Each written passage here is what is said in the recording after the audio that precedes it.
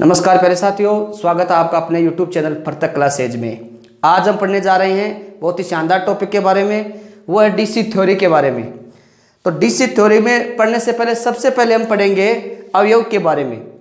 अवयव कितने प्रकार के होते हैं, कहने का मतलब जो एलिमेंट है वो कितने प्रकार से हो सकते हैं। तो साथियों सबसे पहले एलिमेंट है वो दो प्रकार के होते हैं, तो ध्यान रखना होगा। अवयव दो, डीसी थ्योरी में सबसे पहले दो प्रकार के होते हैं। अवयव दो प्रकार के होते हैं।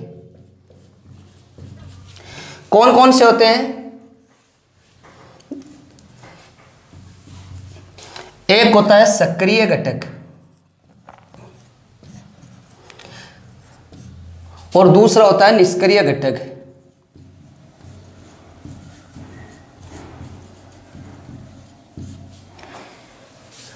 एलिमेंट दो प्रकार के होते हैं, एक होता है सक्रिय घटक और दूसरा होता है निष्क्रिय घटक।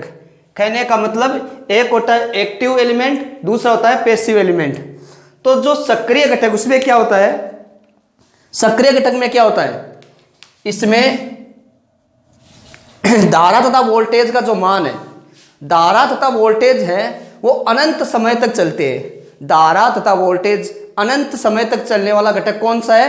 सक्रिय घटक। इसमें क्या होता है, धारा तथा वोल्टेज अनंत समय का मतलब लंबे समय तक, अनंत समय तक चलते हैं। जैसे वोल्टेज स्रोत,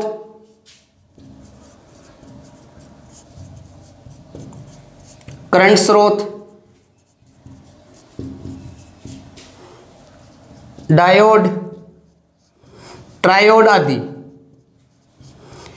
ये क्या है? ये सक्रिय घटक है। सक्रिय घटक का मतलब यह एक्टिव एलिमेंट है जो क्या करते हैं, धारा तथा वोल्टेज को लंबे समय तक चलाने का कार्य करते हैं। तो साथियों अब हम पढ़ेंगे निष्क्रिय घटक के बारे में। निष्क्रिय घटक यानी पैसिव घटक में क्या होता है। सक्रिय घटक में क्या किया था हमने, इसमें धारा तथा वोल्टेज को अनंत समय तक चलाते हैं। कहने का मतलब ऊर्जा को अनंत समय तक, ऊर्जा होती है उसे अनंत समय तक चलाने का कार्य करते हैं। लेकिन निष्क्रिय घटक का क्या कार्य है, यह है ऊर्जा को एक स्थान से दूसरे स्थान तक कम समय तक ले जाने का कार्य करते हैं। कहने का मतलब निष्क्रिय घटक होते हैं वो क्या करते हैं, वे ऊर्जा को एक स्थान से दूसरे स्थान तक ले तो जाते हैं लेकिन बहुत ही कम समय के लिए, जबकि सक्रिय घटक है वो एक स्थान से दूसरे स्थान तक ऊर्जा को क्या करते हैं, लंबे समय तक यानी अनंत समय तक ले जाने का कार्य करते हैं। निष्क्रिय घटक में क्या होता है, जैसे मान लीजिए निष्क्रिय घटक में क्या होता है, आर, एल और सी, ये कौन से घटक है? एग्जाम में इसका क्वेश्चन आता है कि निष्क्रिय घटक कौन से हैं और सक्रिय घटक कौन से हैं। निष्क्रिय घटक किस नियम का पालन करते हैं जबकि सक्रिय घटक किस नियम का पालन करते हैं। तो इसमें क्या करेंगे हम, मान लीजिए आर, ये क्या है, ये प्रतिरोध है। आर क्या है, ये प्रतिरोध है, ठीक है साथियों। एल क्या है, ये इंडक्टर है या एक कुंडली या चौंक बोल सकते हैं इसे। जबकि सी क्या है, सी है एक कैपेसिटर। ये क्या करते हैं तीनों ही, ये ऊर्जा को एक स्थान से दूसरे स्थान तक ले जाने का कार्य करते हैं, लेकिन कितने समय के लिए, अनंत समय के लिए नहीं करते हैं, कम समय के लिए करते हैं। तीनों ही ऊर्जा को एक स्थान से दूसरे स्थान, इनमें सबसे बड़ी बात यह है कि ये तीनों ही क्या होता है, इन तीनों के अंदर इसमें यहां से ऊर्जा दी जाती है और यहां से यहां तक ऊर्जा को एक स्थान से दूसरे स्थान तक ले जाते हैं। तो हमने क्या पढ़ा है, सक्रिय और निष्क्रिय घटक के बारे में। अब अन्य प्रकार के हम एलिमेंट के बारे में, अवयव के बारे में पढ़ेंगे।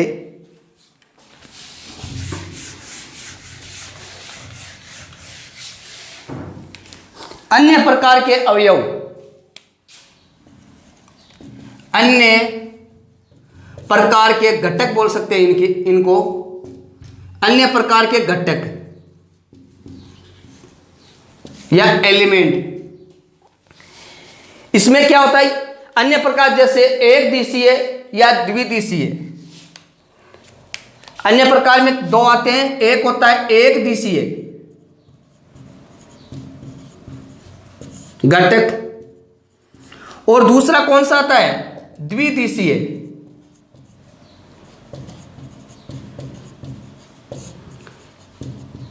द्विदिशीय घटक, एक दिशीय घटक है, इसमें क्या होता है, यूनिडायरेक्शनल। कहने का मतलब इसमें धारा होती है वो एक ही दिशा में प्रवाहित होती है। इसमें धारा का मान एक ही दिशा में प्रवाहित होती है, यूनिडायरेक्शनल।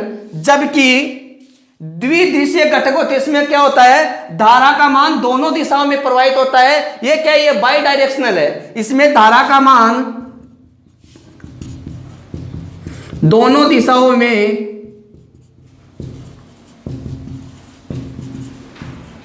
होता है, प्रवाहित होता है।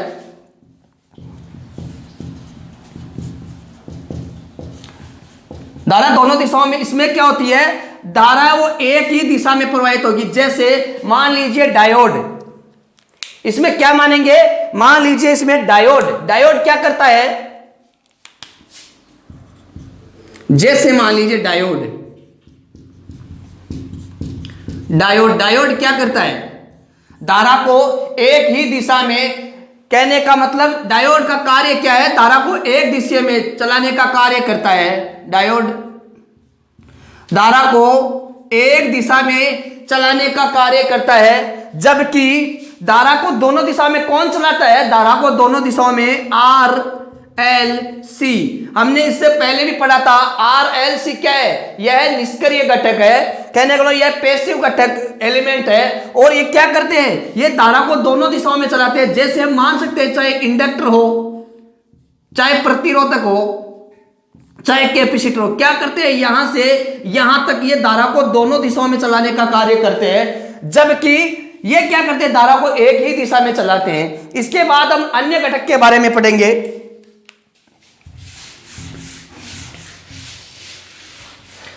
अब इसके बाद रैखिक घटक और अरैखिक घटक के बारे में पढ़ेंगे। रैखिक घटक क्या है और अरैखिक घटक।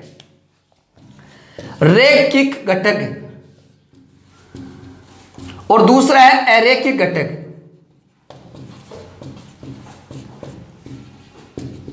इनमें क्या होता है, जो रैखिक घटक है वो क्या करते हैं, ये ओम का नियम का पालन करते हैं। रैखिक घटक कहने का मतलब लीनियर घटक, लीनियर एलिमेंट।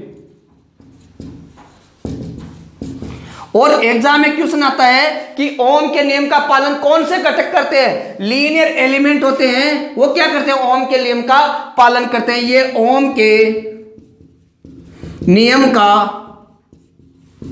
पालन करते हैं। जबकि अरैखिक घटक का क्या कार्य है, अरैखिक घटक होते हैं वो ओम के नियम का पालन नहीं करते हैं। यह ओम के नियम का पालन नहीं करते। तो किस प्रकार के घटक होते हैं, जैसे अब जैसे कि जहां तक बात करें रैखिक घटक में ओम के नियम का पालन कौन करते हैं, जैसे इसमें क्या करेंगे, आर एल और सी, जो हमने पहले भी पढ़ा है। बहुत सी बार एग्जाम में क्वेश्चन पूछा जाता है कि आर एल सी है वो किस घटक में आते हैं, जबकि इसमें कौन आता है, जैसे नॉन लीनियर घटक में इसमें कौन आता है, इसमें डायोड, ट्रायोड इत्यादि इसमें आते हैं। कहने का मतलब जो ओम के नियम का पालन करते हैं वो करते हैं रैखिक घटक, जो ओम के नियम का पालन बिल्कुल भी नहीं करते वो है अरैखिक घटक। अब इसके बाद हम पढ़ेंगे परिपथ के बारे में, सर्किट के बारे में, कि परिपथ किस प्रकार से कार्य करता है। तो आप पढ़ने जा रहे हैं परिपथ के बारे में।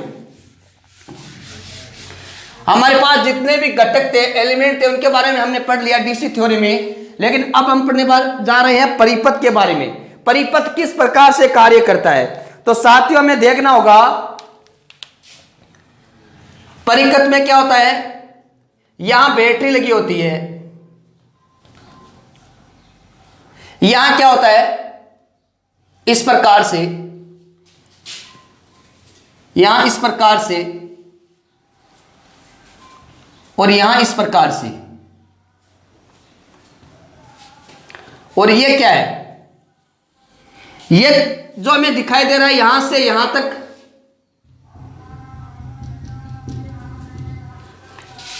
ये चालक तार है। ये क्या दिखाई दे रहा है हमें, चालक तार है। ये क्या है, ये चालक युक्ति है। जैसे हम इसे बैटरी मान सकते हैं, करंट स्रोत मान सकते हैं, या वोल्टेज स्रोत मान सकते हैं, जहां से हम सप्लाई दे रहे हैं। इसके बाद यहां क्या लगा हुआ है, यहां लगी हुई है, और यहां क्या लगा हुआ है, ये क्या है, ये नियंत्रण युक्ति है। ये क्या है, ये उपभोक्ता युक्ति है। ये क्या है, ये उपभोक्ता युक्ति, उपभोक्ता युक्ति। कहने का मतलब इसमें क्या क्या आते हैं, जैसे उपभोग किस चीज से कर सकते हैं, बल्ब द्वारा या ट्यूबलाइट द्वारा।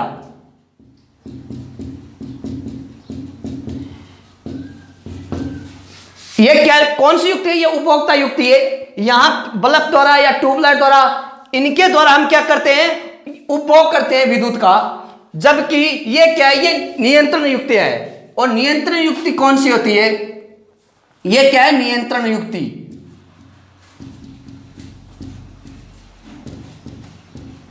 और हमारे जो सर्किट होता है इसमें नियंत्रण कौन करता है, हमें ध्यान रखना होगा। जो नियंत्रण का कार्य करता है वो करता है एक तो स्विच और दूसरा रेगुलेटर। कौन करता है, एक तो स्विच करता है और दूसरा रेगुलेटर करता है। इसके बाद जो ये हमें यहां क्या दिखाई दे रहा है, यहां हमें दिखाई दे रहा है संतुलित। यहां जो हमें दिखाई दे रहे हैं ये क्या है, यहां फ्यूज और एमसीबी। ये क्या करती है, फ्यूज और फ्यूज है यहां पर, फ्यूज और एमसीबी का कार्य है, जैसे ही अति धारा होती है उसको सर्किट में हमें जो भी उपकरण लगा होता है उसे बचाने के लिए हमें या तो फ्यूज की आवश्यकता होती है या किसकी, या एमसीबी की आवश्यकता होती है। तो इस प्रकार से हमारा जो परिपथ बना होता है इसे हम क्या बोल सकते हैं, इसे हम परिपथ बोल सकते हैं। कहने का मतलब इसे हम सर्किट बोल सकते हैं। यह क्या है, एक प्रकार का सर्किट है जिसमें नियंत्रण युक्ति लगी होती है, उपभोक्ता युक्ति, चालक तार लगा होता है, बैटरी लगी होती है। तो साथियों इसके बारे में हम आगे पढ़ेंगे कि किस प्रकार से बंद सर्किट कार्य करता है, किस प्रकार से खुला सर्किट कार्य करता है, किस प्रकार से शॉर्ट सर्किट कार्य करता है, किस प्रकार से लीकेज सर्किट कार्य करता है। तो अब इसके बारे में पढ़ेंगे आगे। यह था सर्किट।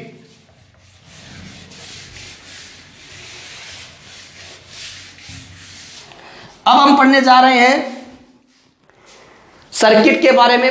अब पढ़ेंगे कि सर्किट कितने परिपथ पढ़ा हमने। परिपथ कितने प्रकार के होते हैं, परिपथ होते हैं, परिपथ 4 प्रकार से हो सकते हैं। हम इस प्रकार से लिख सकते हैं इन्हें 1, 2, 3 और 4। यहां हम लिख सकते हैं बंद सर्किट, बंद परिपथ। यहां लिख सकते हैं खुला परिपथ। यहां लिख सकते हैं शॉर्ट परिपथ, शॉर्ट सर्किट परिपथ।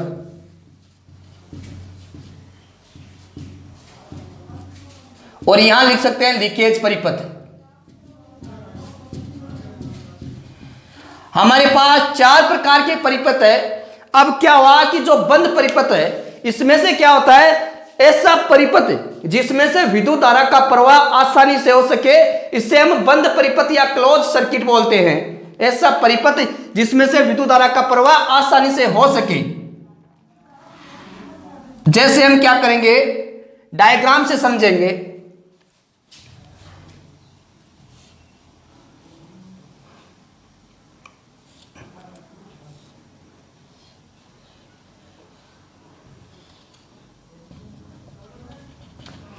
ये क्या है? ये बंद सर्किट है और इसमें क्या हो रहा है? विद्युत धारा का प्रवाह आसानी से हो रहा है। इसमें क्या हो रहा है? विद्युत धारा का प्रवाह। हम इसको इस प्रकार से भी लिख सकते हैं, यहां इस प्रकार से भी लिख सकते हैं इसे।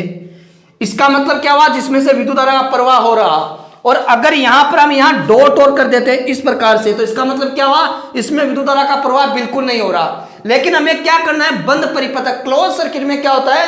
विद्युत धारा का प्रवाह आसानी से हो सकता है। इसका मतलब यहां इस प्रकार से है। और ये कौन सा सर्किट बना? ये बना बंद परिपथ। तो इसकी परिभाषा क्या हुई? जिसमें से विद्युत धारा का प्रवाह है आसानी से हो सके। तो क्या हुआ? धारा का प्रवाह है हो सके। कौन सा सर्किट कहलाता है? बंद परिपथ, क्लोज सर्किट कहलाता है, जिसमें धारा का प्रवाह हो सके। अब हम पढ़ेंगे खुले परिपथ के बारे में। ऐसा परिपथ जिसमें धारा का प्रवाह है नहीं हो रहा हो,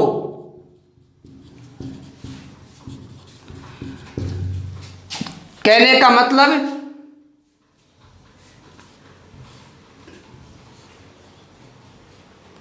यहां बल्ब लगा हुआ है, यहां स्विच लगा हुआ है, इसमें क्या हो रहा है?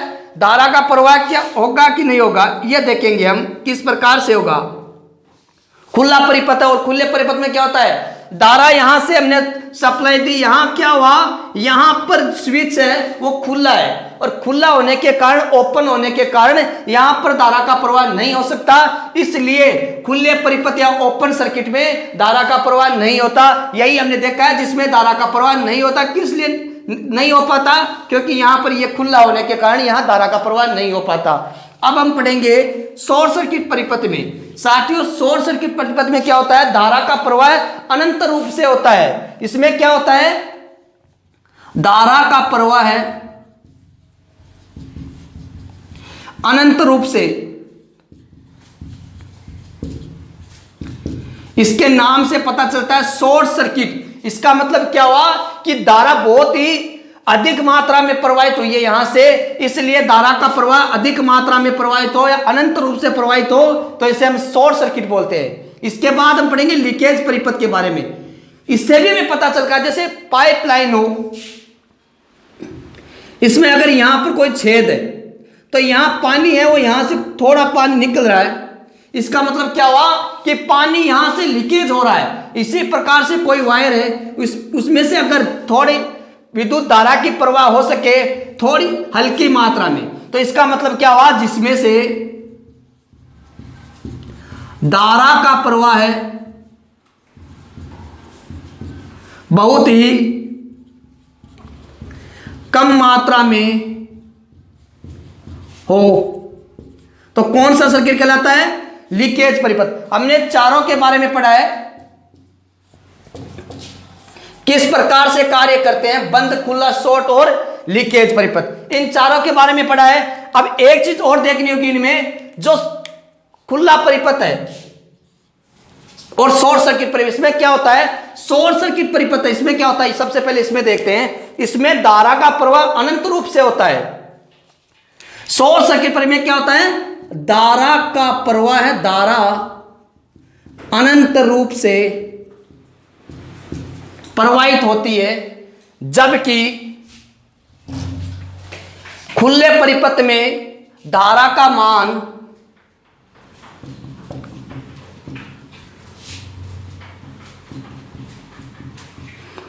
शून्य होता है। इसमें धारा क्या होती है? अनंत रूप से प्रवाहित होती है, और धारा अनंत रूप से प्रवाहित होगी तो प्रतिरोध का मान क्या होगा? बहुत ही कम होगा। तो इसका मतलब क्या हुआ? धारा अनंत रूप से, तो प्रतिरोध का मान कम होगा। इसमें क्या हुआ? धारा का मान शून्य है, तो प्रतिरोध क्या होगा? प्रतिरोध अनंत रूप से प्रवाहित होगा। इसमें क्या होगा, एक बार फिर से देख लेते हैं। शॉर्ट सर्किट में क्या होता है, हमें नाम से ही पता चला है शॉर्ट सर्किट है।